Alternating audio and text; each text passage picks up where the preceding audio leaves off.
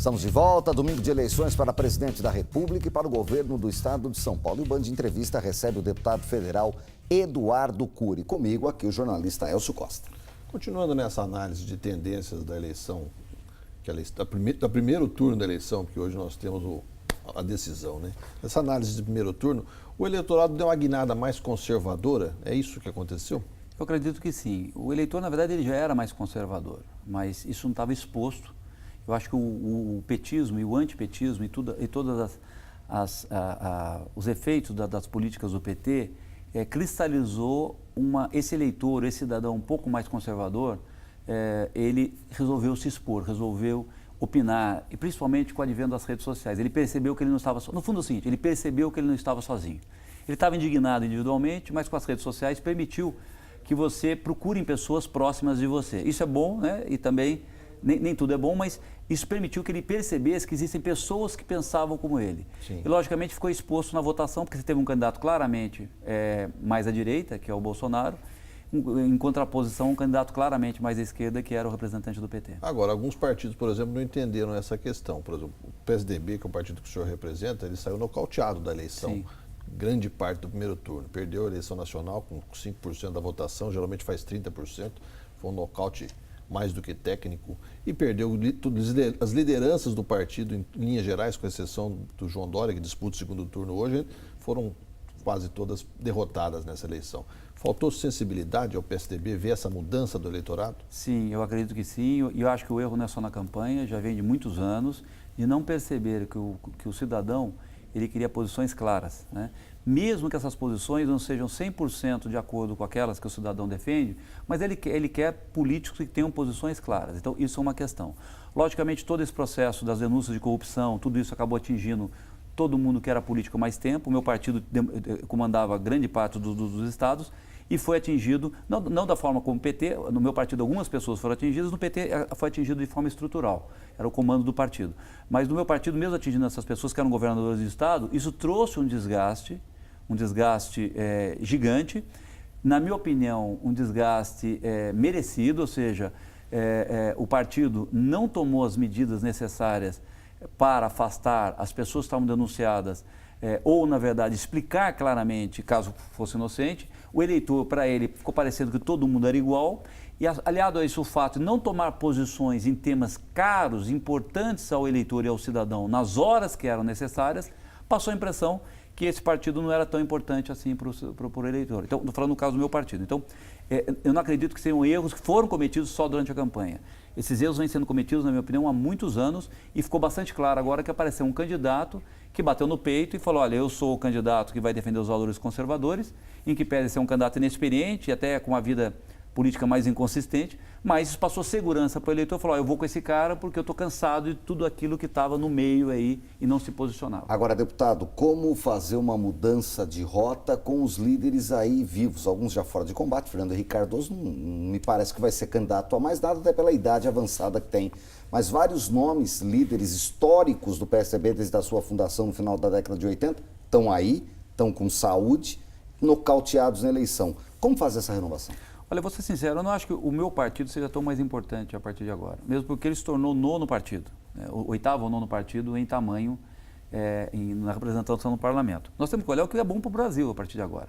Se o que sobrou do meu partido, as pessoas que foram reeleitas, no meu caso, que já lutam há algum tempo, conseguir liderar um processo e mostrar para aqueles que estavam errados de que o caminho correto é se conectar de novo com a sociedade, claramente com a sociedade, e ter coragem de defender os pontos que a sociedade vê como positivos, sim, ele pode voltar a crescer e ser um representante maior da sociedade. Mas eu acho que tem muito mais a ver em relação ao que vai acontecer com o Brasil nos próximos meses, nos próximos anos, do que com o PSDB.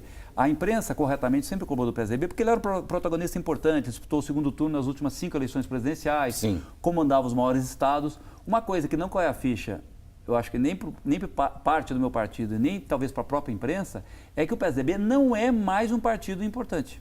Ele passou, ou melhor, não era um dos mais importantes, ele passou a ser um partido em tamanho igual aos outros. Mudou o xadrez político. Exatamente.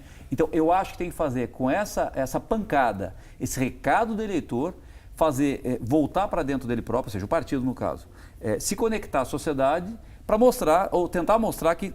Para poder ter um projeto nacional novamente. Exatamente. Mas para isso vai ter que entender o seguinte, essa sociedade de hoje não é mais aquela que saiu do regime militar. Grande parte dos nossos líderes vieram do regime militar e, na minha opinião, vieram com ranços, onde você tinha só um lado.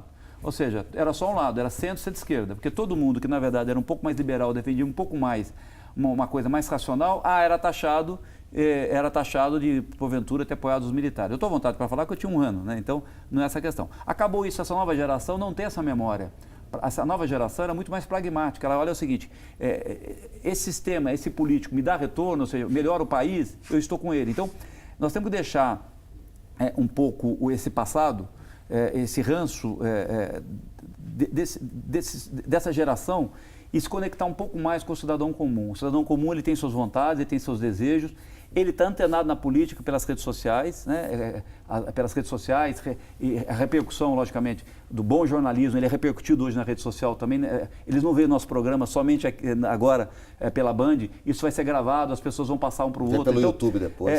Os novos políticos, eles têm que se conectar com a nova realidade, porque as pessoas são muito mais atentas e a proximidade física não há necessidade mais.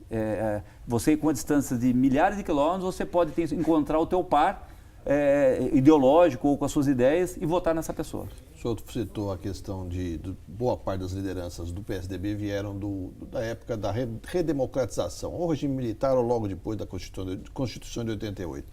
O senhor declarou seu apoio nesse segundo turno ao Jair Bolsonaro, o senhor fez uma manifestação pública disso. O senhor não teme essa saudade que o Jair Bolsonaro tem, por exemplo, exatamente desse tempo que o senhor falou? Olha, para mim a situação é bastante clara. Eu acabei de falar aqui que o meu partido tem que tomar posições em vários temas, né? Eu não acho que eu, como representante de 95 mil pessoas, 94 mil pessoas, tenho o direito de não dizer onde eu vou votar.